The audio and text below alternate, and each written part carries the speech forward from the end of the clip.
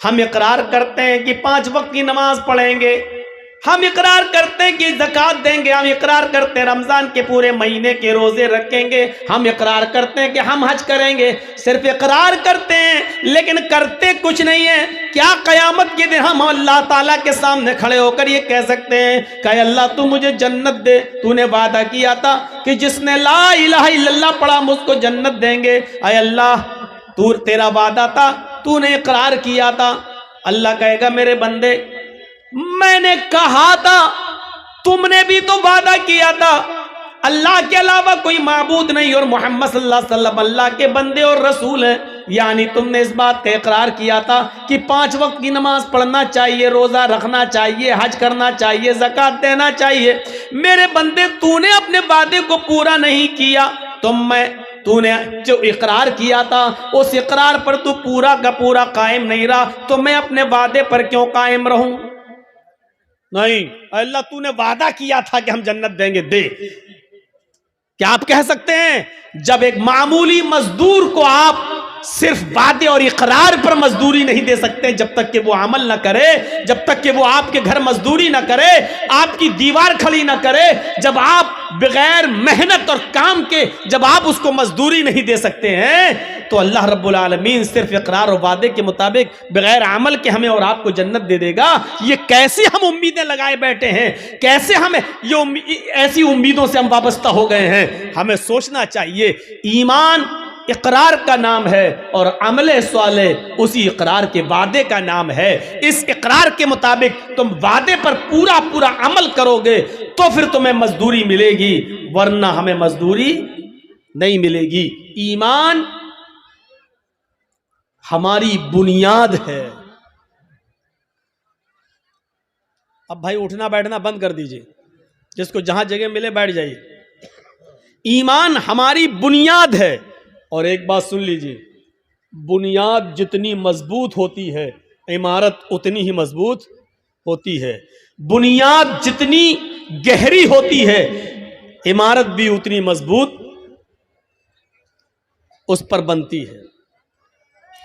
हमारी बुनियाद मजबूत होनी चाहिए। और हमारी बुनियाद क्या है? ईमान। और अगर कोई शख्स अपनी बुनियाद को छोड़ देगा, बहुत जबरदस्त मिसाल देने जा रहा हूं, जो शख्स अपनी बुनियाद को छोड़ देगा, बुनियाद से रिश्ता खत्म कर लेगा, वो शख्स कभी तरक्की नहीं कर सकता है, कभी बुलंदी पर नहीं पहुंच सकता है। आपने एक पतंग को देखा होगा, पतंग उड़ती है। क्यों उड़ती है? हमने उस पतंग को उड़ाया, आगे बढ़ी, हमने ढील दी, वो और आगे बढ़ी, हमने और ढील दी, हल्का सा इशारा किया, फिर ढील दी, वो और आगे बढ़ी। हवा उसको बुलंदी पर ले जा रही है। वो पतंग बुलंदी पर क्यों पहुंची? कौन लेके गया? हवा। लेकिन थोड़ी देर के बाद आप देखते हैं दूसरी पतंग आती है और इस पतंग की डोर को काट देती है, इसके धागे को, मांझे को काट देती है। मैं कहता हूं हवा तो वही है जो अभी उस पतंग को ऊपर लेके जा रही थी, लेकिन जब उस पतंग की डोर कटती है तो फिर हवा उस पतंग को ऊपर लेकर क्यों नहीं जाती? अभी पतंग ऊपर लेकर जा रही थी, लेकिन अभी हवा उस पतंग को ऊपर लेके जा रही थी, लेकिन जब पतंग की डोर कटती है तो फिर वो हवा उस पतंग को ऊपर नहीं ले जाती है, बल्कि उसको जमीन पर आना पड़ता है। वही पतंग जो अभी ऊपर उड़ रही थी अब डोर से रिश्ता तोड़ती है तो वो हिचकोले खाते हुए, जंपिंग करते हुए, कूला मंडियां खाते हुए वो जमीन पर गिरती है। और जमीन पर भी फिर वही हाल होता है। छिछोरे लड़के, अनपढ़ लड़के मोहल्ले के अंदर, जिनको स्कूलों कॉलेजों में जाने की फुर्सत ना हो, ऐसे छिछोरे लड़के उस पतंग के ऊपर टूट पड़ते हैं और उसकी छीना झपटी करके उसके टुकड़े टुकड़े कर देते हैं। ये पतंग जो आसमान की बुलंदी को छू रही थी इसलिए क्योंकि वो अपनी बुनियाद से जुड़ी हुई थी, अपनी डोर से रिश्ता मजबूत की हुई थी, बुलंदी पर जा रही थी। लेकिन जब उसकी डोर को, उसके धागे को काट दिया गया, उसके बुनियाद से को तोड़ दिया गया तो फिर वो पतंग फिर एक बालिश भी ऊपर नहीं जा सकी। फिर वो कुला मंडियां खाते हुए, जंपिंग करते हुए जमीन की ऊपर आती है, जमीन पर आती है और गिरती है और जमीन पर बैठे हुए लड़के उस पतंग को फाड़ देते हैं, लूट लेते हैं। एक पतंग पर 20 लड़के गिर पड़ते हैं कि हमें मिल जाए, हमें मिल जाए, और छीना झपटी में उस पतंग के पर खच्चे उड़ जाते हैं। वो पतंग जमीन पर क्यों आई? पतंग का डोर से कटकर जमीन पे गिरना हमें यह मैसेज दे रहा है कि पतंग ने अपनी डोर से अपना रिश्ता तोड़ लिया है। जब इसने अपनी बुनियाद से रिश्ता, कनेक्शन खत्म कर लिया है तो अब बुलंदी नहीं मिलेगी, आसमान की ऊंचाई नहीं मिलेगी। अब बुनियाद से रिश्ता खत्म करने के बाद जमीन पर आना पड़ेगा। जिल्लत उसका मस्कन बनेगी, जिल्लत उसका मुकद्दर बनेगी। अब वो बुलंदी पर नहीं जा सकती है क्योंकि बुनियाद से उसने अपना रिश्ता तोड़ा है। मुसलमानों, जब तक तुम कुरान से, ईमान से अपने रिश्ते को मजबूत रखोगे, बुलंदी करोगे, अल्लाह की कसम ऊपर जाओगे, अल्लाह की कसम इज्जत मिलेगी। वो भेड़ों बकरियों को चराने वालों को इज्जत किसने दी है? इसी कुरान ने दी है। वो उमर जो कभी कोई गुस्सा बर्दाश्त नहीं करते थे, वो उमर जो जनाब मोहम्मद रसूलुल्लाह सल्लल्लाहु अलैहि वसल्लम की गर्दन भी उड़ाने के लिए निकले थे, उस उमर को 22 लाख मुरब्बा मील का हुक्मरान किसने बनाया? उस उमर को इतनी बड़ी जमीन की मिल्कियत किसने अता फरमाई है? इतना बड़ा बादशाह, इतना बड़ा हाकिम किसने बनाया है? 22 लाख मुरब्बा मील पर हुकूमत किसने की? हजरत उमर ने। हजरत उमर फारूक को हुक्मरान बनाया तो इसी कुरान करीम की दावत ने, इसी कुरान करीम ने, इसी ईमान के रिश्ते ने। उमर की हैसियत ईमान लाने से पहले क्या थी?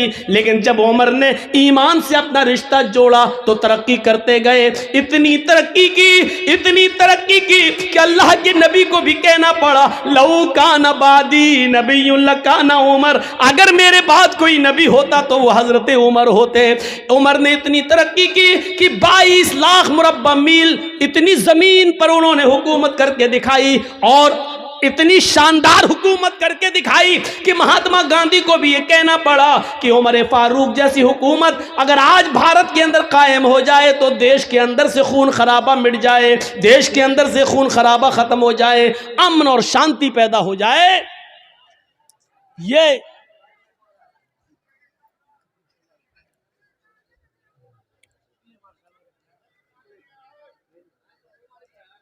ये हमारे ईमान का हाल है। छोड़ दी, कोई बात नहीं, छोड़ दी। ईमान से जितना रिश्ता हमारा मजबूत होगा उतना हम आगे बढ़ेंगे, तरक्की करेंगे। इन मिसालों से अब हम समझ गए हैं कि हम जलील क्यों हैं, हम रुस्वा क्यों हैं, बदनाम क्यों हैं।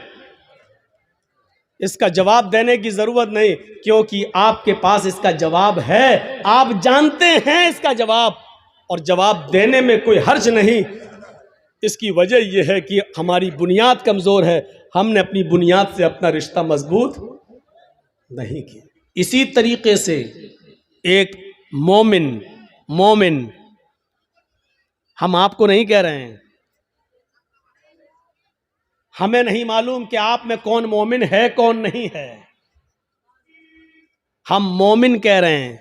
ईमान की इतनी देर तक जो हमने बहस की है और बताया है, उस रोशनी में मोमिन, जो मोमिन होगा वो उसी तरीके से किसी से डरेगा नहीं, उसके साथ आप चाहे कुछ कर डालिए वो डरेगा नहीं, क्योंकि वो जानता है कि मैं अकेले नहीं हूं, ईमान की ताकत है मेरे साथ, अल्लाह है मेरे साथ, जिसके अंदर जितना होगा ईमान वो उतना ही निडर होगा, लोगों से नहीं डरेगा, सिर्फ अल्लाह से डरेगा।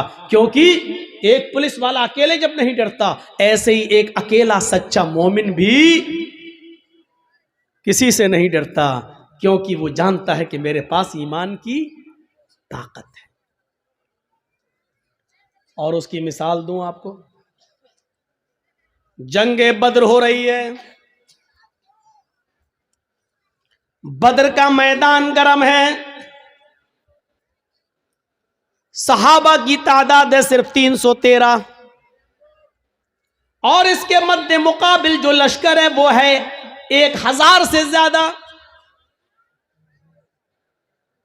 आपको यह भी बता दूं कि उन 1000 लश्कर के पास, काफिरों के पास तीर भी हैं, तलवारें भी हैं, ढाल भी है, नेजा भी है, घोड़े भी हैं।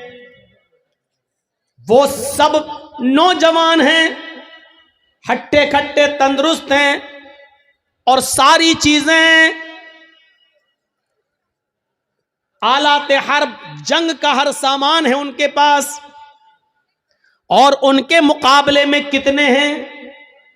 313। और ये 313 कौन है? जवान, बूढ़े और कुछ बच्चे जब मिलाए गए और इनकी गिनती तब जाकर होती है 313। और इन 313 लोगों के पास, इन 313 सहाबा के पास सिर्फ 2 घोड़े हैं।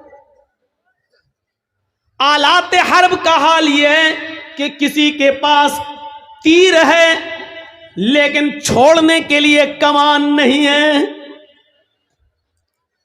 किसी के पास कमान है लेकिन छोड़ने के लिए तीर नहीं है, किसी के पास तलवार है लेकिन काफिरों के हमले से बचने के लिए ढाल नहीं है। वो तलवार चलाए लेकिन काफिर जब उस पर हमला करे तो अपना बचाव किससे करे? उसके पास ढाल नहीं है। अगर किसी के पास ढाल है तो चलाने के लिए तलवार नहीं है। फिर भी जंग है, लड़ रहे हैं।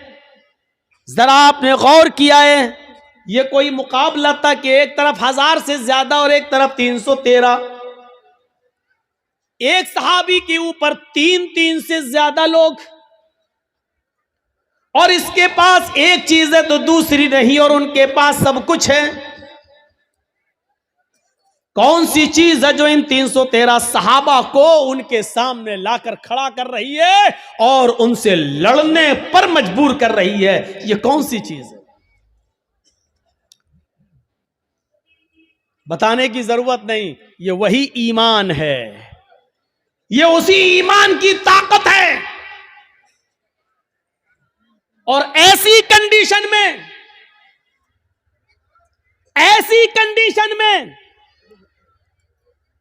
अल्लाह के नबी सल्लल्लाहु अलैहि वसल्लम का सर सजदे में है जमीन पर। बद्र के मैदान में एक जानिब आपने अपनी पेशानी कच्ची जमीन पर रख दी है और सजदे में गिरे हुए हैं और ये दुआ कर रहे हैं सजदे में, अल्लाहुम्मा ला तुहलिक हाज़िहिल असाबा इन तहलिक हाज़िहिल असाबा लन तुअबद बअदल यौमि क़त्तु। ऐ अल्लाह, ये मुट्ठी भर जमात, ये मेरे चंद सहाबा, ये 10 साल मक्के की जिंदगी में मेरे दावत और तबलीग का नतीजा मदीना आने के बाद इन्होंने मजबूर किया है। ये मेरी 10 साल की, मैं 13 साल की, ये मेरी मक्के की मेहनत, आए मेरे परवरदिगार, मेरी 13 साल मक्के की मेहनत के बाद ये 313 लोग इस्लाम लाए हैं। यही मेरी जमा है, यही मेरी पूंजी है, यही मेरा सरमाया है, यही 13 साल की मेहनत का नतीजा है जो मैंने निचोड़ कर तेरे सामने पेश कर दिया। इलाहुल आलमीन, अगर ये 313 मुसलमान आज हलाक हो गए, मुझ पर ईमान लाने वाले मिट गए, ये 313 अगर आज खत्म हो गए, इन 313 को अगर आज बर्बाद कर दिया गया, इनको काफिरों ने अपने हमले में शिकस्त दे दी, अगर आज ये इस दुनिया से मिट गए, लन तुअबद बअदल यौम, ऐ अल्लाह, आज के बाद फिर कभी तेरी इबादत इस रूए जमीन पर नहीं होगी। आज के बाद फिर कोई अल्लाह अल्लाह कहने वाला ना होगा। आज के बाद फिर इस जमीन पर कभी सजदा न किया जाएगा। अल्लाहु अकबर की निदा आज के बाद नहीं आएगी। ऐ अल्लाह, अगर तू चाहता है कि कयामत की सुबह तक तेरा नाम, तेरा दीन बाकी रहे, तो इन 313 मुसलमानों की हिफाजत फरमा। ये मेरी 13 साल की मेहनत का नतीजा है। आय अल्लाह, तू इनकी हिफाजत फरमा। ये नबी की उस वक्त की दुआ भी थी जो सजदे में आपने पढ़ी थी, सजदे में अकेले और तन्हा सजदे में। हम भी दुआ करते हैं, कुछ नहीं होता। या रब्बी या रब्बी या रब्बी, अल्लाह मुझे ये दे, मुझे ये दे, मुझे ये दे। ऊपर से आवाज आती है, मेरे बंदे मैं तुझे क्या दूं? मांग तो तू ये रहा है, लेकिन दूं तो कैसे दूं? मतामुहु हराम, जो खाना खाकर आया है वो हराम है। वह मशरबु हराम, जो पीकर आया है वो भी हराम का है। वह मलबसहु हराम, जो कपड़ा पहन के आया है वो भी हराम की कमाई का है।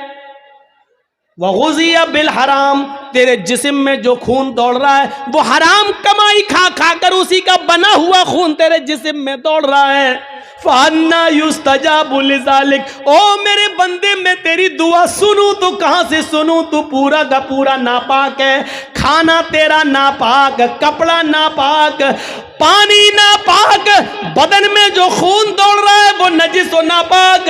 आए मेरे बंदे मैं तेरी दुआ सुनूं तो कहां से सुनूं? अल्लाह सुनता नहीं है, ऐसे सुन लेगा अल्लाह? 13 साल की मेहनत के बाद का अल्लाह ये 313 बर्बाद हो गए, तो कभी इस रुए जमीन पर तेरी इबादत नहीं होगी। अल्लाह अल्लाह कोई नहीं कहेगा। ईमान का जज्बा देखिए, क्या था ईमान। 1000 से लड़ रहे। इमाम अहमद इब्न हंबल के पास एक औरत आती है, गौर करके देखिए इस औरत के सवाल के बाद हमारी हैसियत क्या रह जाती है, जरा तसव्वुर कीजिए।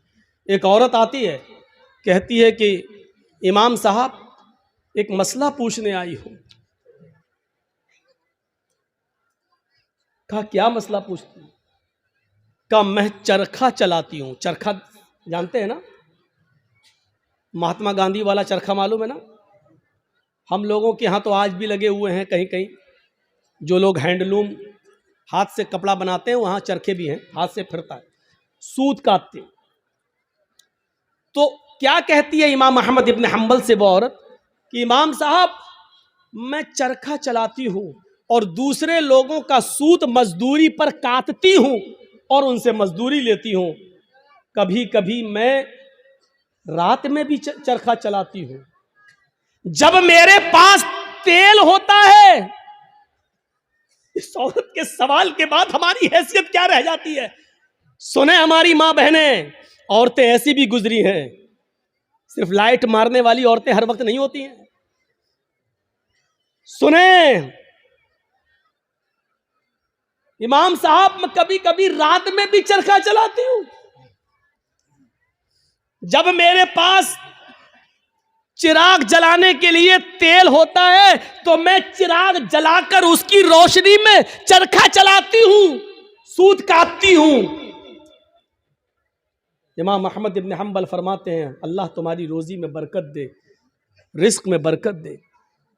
कहा इमाम साहब कभी कभी चिराग में तेल नहीं होता हमारे पास, लेकिन हमारे पड़ोस में खुला हुआ आंगन है, हमारे पड़ोसी का खुला हुआ आंगन है।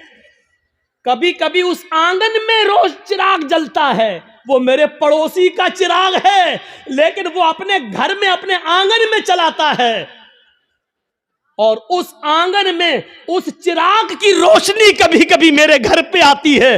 अगर मैं उस रोशनी में चिराग जला सूत फिरा लूं, उस पड़ोसी की रोशनी में अगर मैं सूत फिराऊं, चरखा चलाऊं, तो उस पड़ोस की रोशनी से जो सूत में फिराऊं और उसकी कीमत में मैं अपने मालिक से लूं तो यह कीमत मेरे लिए हलाल होगी या हराम होगी? क्या मैं उस रोशनी में जो चरखा चलाकर जो पैसा कमाऊं वो मेरे लिए जायज होगा या नाजायज होगा?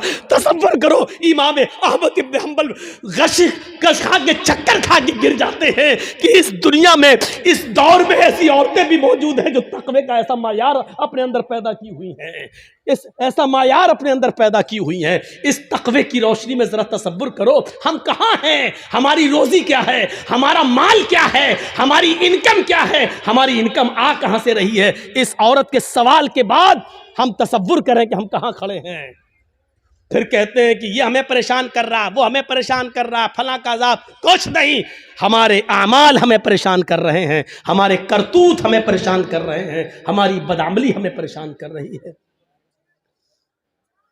अहमद इब्न हम्बल रहमतुल्लाह अलैह ने कोई जवाब नहीं, सिर्फ इतना कहा, अय अल्लाह की बंदी, अगर तुम्हें लगता है, तुम उससे मांगने तो नहीं गई हो, तुमने चोरी तो नहीं की है, अगर उसके आंगन में रोशनी जल रही है और वो तुम्हारे आंगन में आ रही है, तो मेरे हिसाब से, इमाम अहमद इब्न हम्बल ने कहा, उस रोशनी में, चिराग की उस रोशनी में अगर तुम सूत काट लेती हो तो मेरे हिसाब से कोई गलत तो नहीं है, लेकिन फिर भी अगर तुम परहेज करो और बचो तो ये तुम्हारे लिए ज्यादा बेहतर है। ये अहमद इब्न हम्बल का जवाब, जबकि चोरी नहीं थी, वो जला रहा है, दरवाजा नहीं है, आंगन से आंगन मिला हुआ है और उसके आंगन से उस चिराग की रोशनी यहां आ रही है, तो इसमें भाई आप ये लाइट जल रही है, अब इधर रोशनी जा रही है, तो उस आदमी का क्या कसूर है? तुम अगर चाहते हो कि मेरी रोशनी मेरे घर तक रहे तो तुम्हें अपने घर का इंतजाम करना है, लेकिन अगर आपके घर की रोशनी और आपके बल्ब की रोशनी मेरे घर आ रही है और आप ये कहें कि अपना मेरी रोशनी तेरे घर क्यों आ रही है, हट अपना घर तोड़, तो आप गलत है ना। जरा तसव्वुर करो, अहमद इब्न हम्बल ने जब वो औरत जाने लगी, वो बूढ़ी औरत, तो अहमद इब्न हम्बल रहमहुल्लाह ने लोगों से पूछा कि ये जिस बाप की बेटी है, इसका बाप कोई मामूली शख्स नहीं होगा, ज़रूर किसी अच्छे और नेक बाप की तरबियत होगी जिसने ऐसी नेक बेटी पैदा की है। ज़रा तसव्वुर करिए, नबी अकरम की दुआ इसलिए कबूल हुई क्योंकि आप सरापा रिज़्क़ हलाल इस्तेमाल करते थे। सहाबा की इसलिए मदद हुई उस जंग बदर में क्योंकि किसी सहाबी ने माले हराम को अपना लुक़मा नहीं बनाया। मेरे भाइयों, 1000 का लश्कर फिर मगलूब होता है और 313 सहाबा को फतह होती है। ये 313 सहाबा जो लड़े, ये कौन सी चीज थी? ये वही ताकत थी, वही स्पिरिट थी। कौन सी? ईमान।